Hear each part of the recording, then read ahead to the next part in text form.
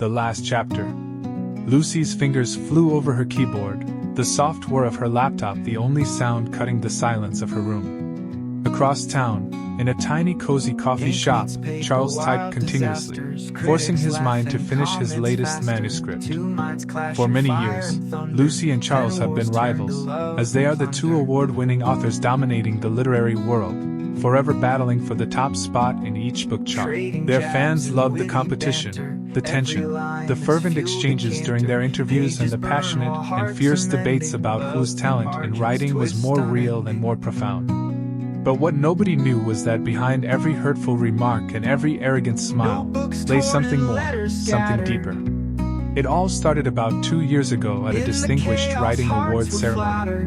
Lucy had bagged the Writer of the Year award, beating Charles by just a single vote. His restrained smile during her acceptance speech said it all. Lucy had wanted to rub it in, but the way his eyes locked with hers as he shook her hand afterwards made her stumble. Many months passed and their rivalry became more intense, but so did those stolen glances, the tension from their rivalry. Their books and lives became a conversation.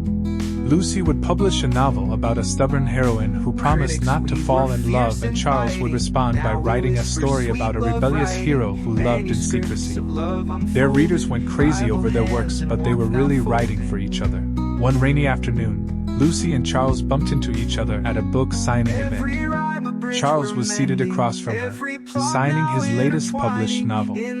Lucy tried ignoring him, focusing on the line of fans waiting for her. However, when their eyes met over the sea of people, something happened, something she quite couldn't explain. "Why do you hate me so much?" Charles asked her later that night as they found themselves standing under the same shed, waiting for the rain to stop. Lucy laughed, although there's nothing funny about it. "Me hate you? Why would I hate you? I don't hate you really.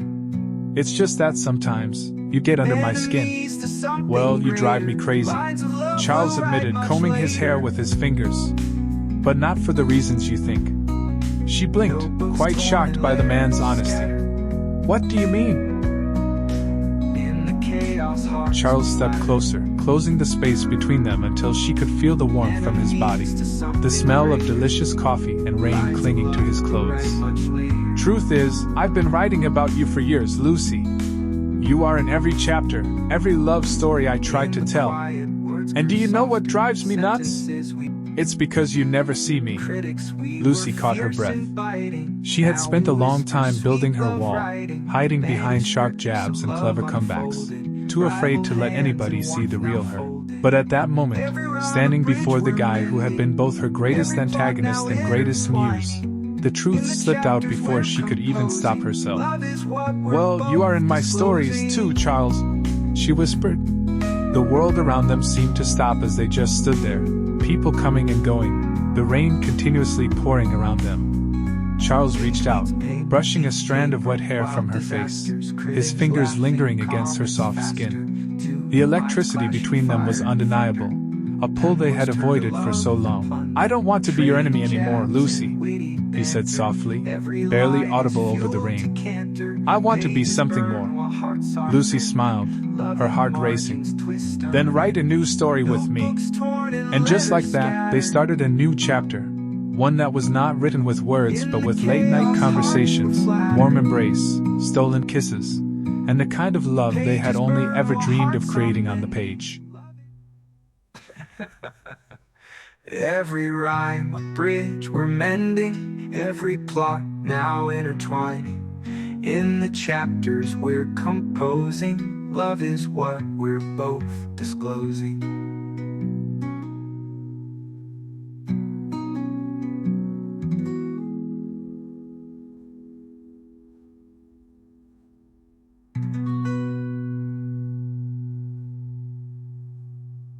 Every rhyme, a bridge we're mending, every plot now intertwining.